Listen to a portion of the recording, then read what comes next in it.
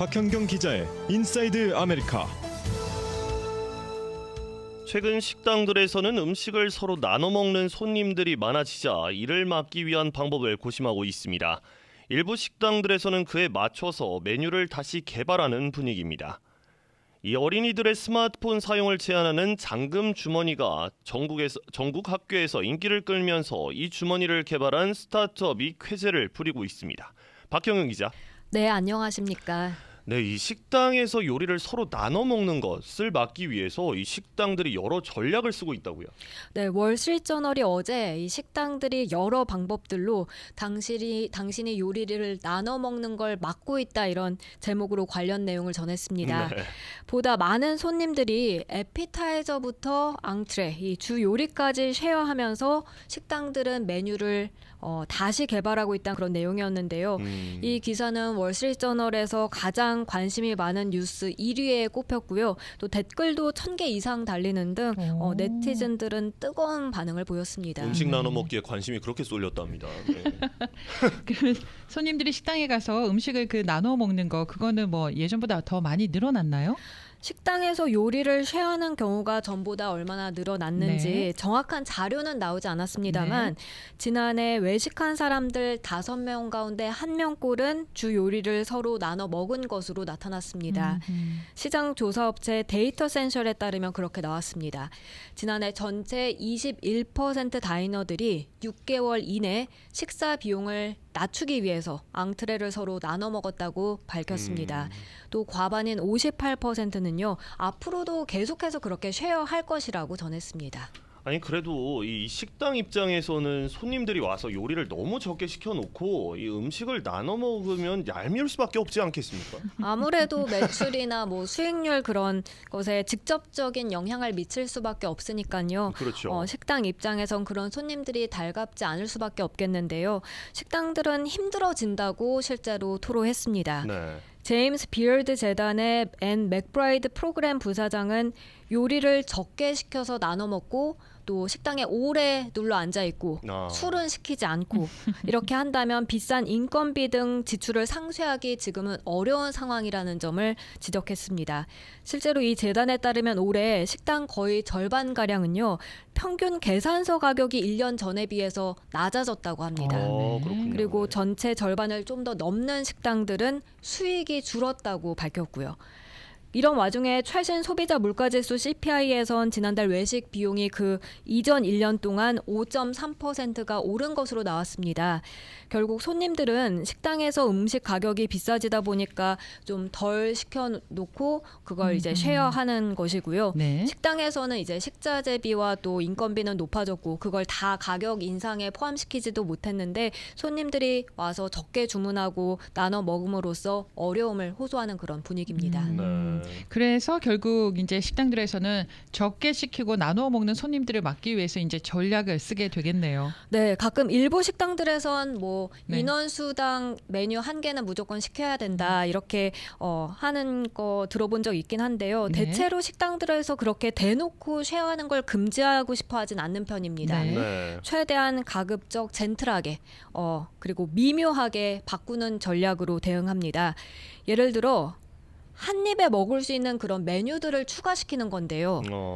뉴욕에 본사를 두고 17개 레스토랑과 제휴한 매니지먼트 회사의 에브라함 머천트 CEO는 한입 크기 음식을 많이 개발해서 최대한 자연스럽게 나눠 먹지 못하게 하고 있다고 밝혔습니다. 네. 로스트된 당근 허머스 같이 나눠 먹기 쉬운 그런 메뉴를 없애진 않았지만 그걸 그렇게 남겨둔 채 한 입에 먹을 수 있는 오리, 콩피, 스프링롤 같이 한 사람이 딱 먹을 수 있는 그런 메뉴를 새로 개발해서 추가했다는 설명이었습니다. 뭐 제가 보지는 않았지만 한입 크기라고 하면 보통 핑거푸드 정도 사이즈가 되는 것 같은데 이 한입 크기 음식 외에 이 손님들이 쉐어하는 것을 막기 위해서 또 다른 전략은 어떤 게 있을까요? 작은 플레이트 메뉴를 보다 비싸게 판매하는 식당도 있습니다. 네. 뉴욕주 워터밀이란 지역의 한 그릭 레스토랑에선 지난 여름 이처럼 일부 메뉴를 업그레이드 시켰는데요. 네. 아주 얇게 썬 방어회를 $24에 고래 꼬리 지느러미를 18달러에 각각 내놓은 메뉴를 추가해서 이런 걸 좀 쉐어하긴 힘들게 만들었다고 했습니다. 예. 아예 나눠 먹는 것을 선호하는 손님들을 위한 메뉴를 반영하는 그런 전략도 있다면서요.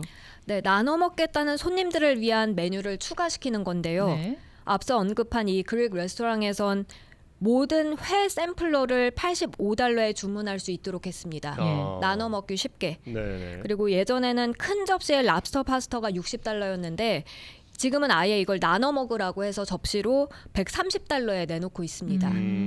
그런가 하면 샌디에고에 있는 얼벤 키친 그룹의 파운더 트레이시 버컴은요. 미트볼 큰 거 하나를 15달러에 판매하다가 네. 이걸 미트볼 작은 3개로 나눠 놓고 그걸 이제 12달러 50센트에 판매하고 있습니다. 그러니까 미트볼이 1개에서 3개가 됐지만 전체 미트볼 양은 줄어들었고 또 그 가격도 좀 더 저렴하게 내놔서 쉐어할 수 있는 사람들이 쉽게 주문할 수 있도록 한 겁니다. 네. 이처럼 크기, 가격 조정하면서 한 사람당 계산서 가격은 높게 유지하는 한편 네. 사람들이 쉐어할 수 있게끔 그런 식으로 전략을 바꾼 식당들도 있습니다. 아니 사실 이거 같은 경우는 물가가 올랐기 때문에 이럴 수밖에 없는 것 같아요. 왜냐하면 인건비가 오른 식당에서는 그렇게 야박하게 할 수 없는 상황이고 손님이 끊길까봐 손님 네. 입장에선 또 쉐어를 해야 되고요. 물가가 비싸니까. 네. 그리고 미국의 식당의 음식들이 양이 많잖아요. 그렇죠. 그래서 우리 아시안 여성들은요 오래 전부터 3명이 가면 2개만 시켜가지고 나눠서 먹는 거가 오래됐거든요. 그건 음식의 양이 많아서 그랬어요. 왜냐면은 남겨서 버리는 것보다 아니면 맞아요. 따로 또 집에 싸가는 것보다는 그냥 적당히 뭐 2명이 가면 하나로 나눠 먹고 뭐 그렇다고 3명인데, 예 그렇다고 설렁탕을 나눠 먹을 수 있는 건 아니지 않습니까? 나눠 먹을 수 있어요. 설렁탕을요? 예, 아. 볼 달라 그래가지고 아, 고기는 그러면 잘라가지고 되겠네요. 그렇게 해서 나눠 먹거든요. 저는 이 방법도 있지 않나 음식량을 좀 줄이면 어떨까라는 생각도 들어요. 방금 짚어주신 게 이제 음식량을 줄이는 대신 그러니까요. 예, 이제 네. 가격을 좀 낮췄다. 네, 다음 소식입니다. 이 어린이들의 스마트폰 사용을 제한하는 잠금 주머니가 이 미국 전역의 학교에서 인기를 끌면서 이 주머니를 개발한 스타트업이 쾌재를 부르고 있다. MBC 방송이 어제 전했는데 이게 어떤 내용입니까? 네, 캘리포니아 스타트업 욘드르에서 이 핸드폰을 넣어놓을 수 있는 잠금 주머니를 개발했는데요. 네. 정부 계약 구매 데이터베이스인 거브스펜드에 따르면 지난 8년 동안 총 41개 교육구들이 이 욘드르의 잠금 주머니를 구입하는데 230만 달러를 지출한 것으로 오, 나타났습니다. 많이 샀네요. 네. 네, 욘드르가 2014년에 이 잠금 주머니를 개발했는데요. 스마트폰보다 조금 더 큰 그런 주머니입니다. 약간 네. 천으로 된 주머니. 천으로 된 주머니. 네, 근데 이게 좀 특이한 게 주머니를 열고 닫는데 이렇게 줄을 사용해서 하는 게 아니라 네.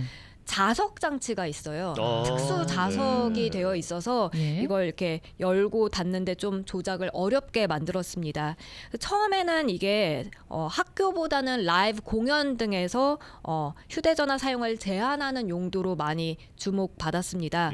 그런데 요즘에는 어린이들의 스마트폰 과도하게 쓰고 있다 이런 지적이 많이 제기되고 있고 학교에서도 스마트폰으로 수업에 집중하지 못한다 이런 문제점들이 많이 나오다 보니까 이렇게 이제는 라이브 공연보다는 학교들에서 이 잠금 주머니를 많이 쓰게 됐다는 설명입니다. 네. 지금은 많은 학교에서 이를 사용하고 있겠네요. 네, 미 사회에서 스마트폰 사용에 대한 경각심이 높아지면서 학교들에서 이렇게 많이 쓰고 있고 그러면서 이 욘드르의 매출도 작년 5월 이후 급증했다고 합니다. 그렇지만 일각에선 이렇게 학교에서 스마트폰 사용을 금지하는 데 대한 회의론도 제기되고 있는데요. 왜요? 왜냐하면 이제 USC 앤서니 베카로 연구원은 어린이가 성인이 되기 전에 스마트폰 사용을 스스로 좀 조절할 수 있는 그런 능력을 발휘하는 게 중요한데 그런 것들을 배우지 못하고 아예 스마트폰 접근 자체를 막음으로써 그런 능력을 배우기 어렵게 한다고 지적했습니다.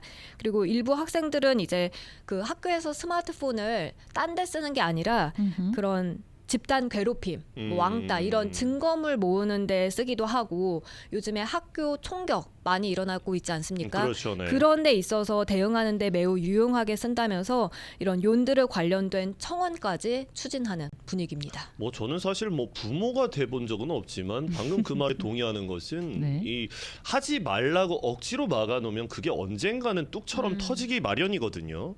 예, 그래서 아이들에게 자제력을 키우게끔 교육을 해줘야 되지 않나라는 생각이 드네요.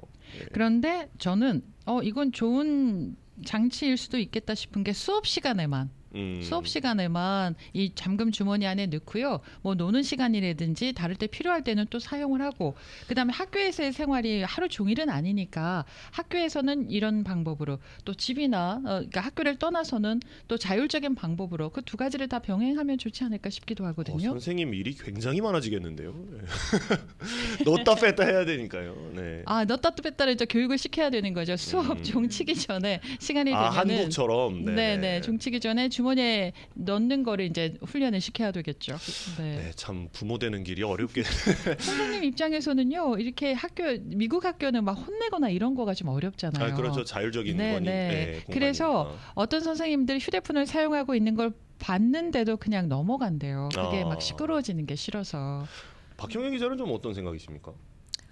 제가 학교 다닐 때도 휴대전화가 있어서 사실 네. 그때도 수업 시간에 그거를 꺼내드는 학생이 있긴 했지만 네. 그때만 하더라도 선생님들이 제재를 했거든요. 네. 절대 꺼내지 말라 하면 학생들이 그걸 다 듣고 네. 안 꺼내고 그랬는데 지금은 상황이 달라졌다고 하니까 그러니까요. 이런 장치가 필요할 수도 있겠다 네. 생각됩니다. 네, 핸드폰 사용도 필요하고요. 네. 네, 알겠습니다. 감사합니다. 고맙습니다. 네, 박형경 기자였습니다.